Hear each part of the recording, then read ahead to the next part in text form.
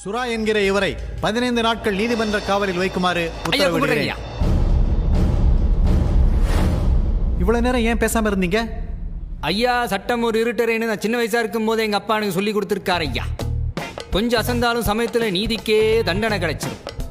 அதனால கோர்ட்டு கேஸ்ன்னு வந்துட்டா சும்மா திருப்பாச்சி அருவாவை தீட்டி வச்சது மாதிரி ஷார்ப்பா இருக்கணும் மகனைன்ட்டு அடிக்கடி சொல்வார் ஐயா. அப்புறம் எதுக்கு இவ்வளவு நேரம் பேசாம இருந்தீங்க?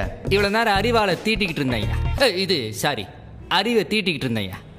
ஐயா, நடக்காத எல்லாத்தையும் வக்கீல் சொன்னார், நடந்தது எல்லாத்தையும் நான் சொல்றேன், நடக்க போறதை நீங்க சொல்லுங்க. என்ன நான் சொல்றது ஐயா? நானும் இன்ஸ்பெக்டர் ஐயாவும் ஏற்கனவே ஒரு வாட்டி சந்திச்சிருக்கோம் ஐயா. அந்த சந்திப்பை நான் வேணா மறந்துருக்கலாம், ஆனா ஐயா மறக்க முடியாது. இன்னைக்கு காலையில நான் குப்பத்தில் இருக்கும் போது ஐயா சீப்புல வந்து இறங்கினார் ஐயா. இப்ப நீங்க பார்த்த கஞ்சா போட்டல என் கையில கொடுத்து வித்து கொடுன்னு அக்யூஸ்ட் போய் சொல்றா your honour.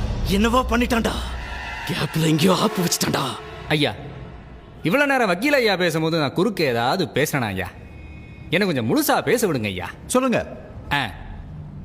Our ganja பொட்டலத்தை with கொடுன்னு சொன்ன உடனே எனக்கு கைய காலெல்லாம் ஆடி போச்சு ஐயா. ஐயா, ஒரு பொறுக்கி கஞ்சா வைக்கலாம், ஒரு புறம்போக்கு கஞ்சா வைக்கலாம், ஆனா ஒரு போலீஸ்காரரே கஞ்சா வைக்கலாமான்னு கண்ணீர் விட்டேன், கதறி அழுத. அதுக்கு ஐயா சொன்னாரு, எங்க டிபார்ட்மெண்ட்ல எவ்வளவோ நல்ல போலீஸ்காரங்க இருக்காங்க, ஆனா என்ன பொறுத்த வரைக்கும் காசுன்னு வந்துட்டா நான் கஞ்சாவி விற்பேன், கட்டின பொண்டாட்டியும் விற்பேன் அப்படின்னு ஐயா. Objection your honour. மிஸ்டர், கோர்ட்ல இப்படி தரக்குறைவா பேசக்கூடாது. ஐயா, அவர் சொன்னதான் நான் சொன்னேங்க ஐயா. சரி விடுங்க, நான் மேட்ருக்கு வரேன். அவர் அப்படி சொன்னவன நான் சொன்னேன், இந்த ஒப்பற்ற கொள்கை உங்களுக்கு வேணா ஒத்து வரலாம், ஆனா என்ன மாதிரி ஒரு அப்பனுக்கு பிறந்தவனுக்குலாம் இது ஒத்து வராதுன்னு உடனே ஐயாவுக்கு கோவம் வந்துருச்சு ஐயா. டாய், என் பேரு தாசு, சட்டமெல்லாம் என் கால் தூசு, இந்த கஞ்சா வித்து கொடுக்கலனா போட வேண்டாம் உன் மேல போய் கேசு, ஏ டண்டனக்கா, ஏ டனக்கனக்கா அப்படின்னாருங்க ஐயா.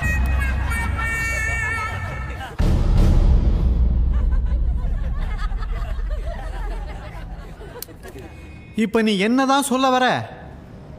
ஐயா, அந்த கஞ்சாவை கொடுத்து விற்க சொன்னதே இந்த இன்ஸ்பெக்டர் தான். Objection your honour.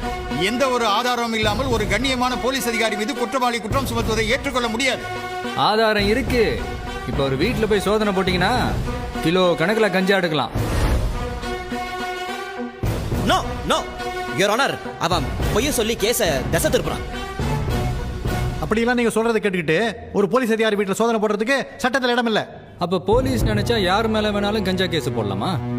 அதுக்கு மட்டும் உங்க சட்டத்தில் இடம் இருக்கா? சொல்லுங்கய்யா. என்ன 15 நாள் ரிமாண்ட் பண்ணி ஜெயிலுக்கு அனுப்புறீங்க.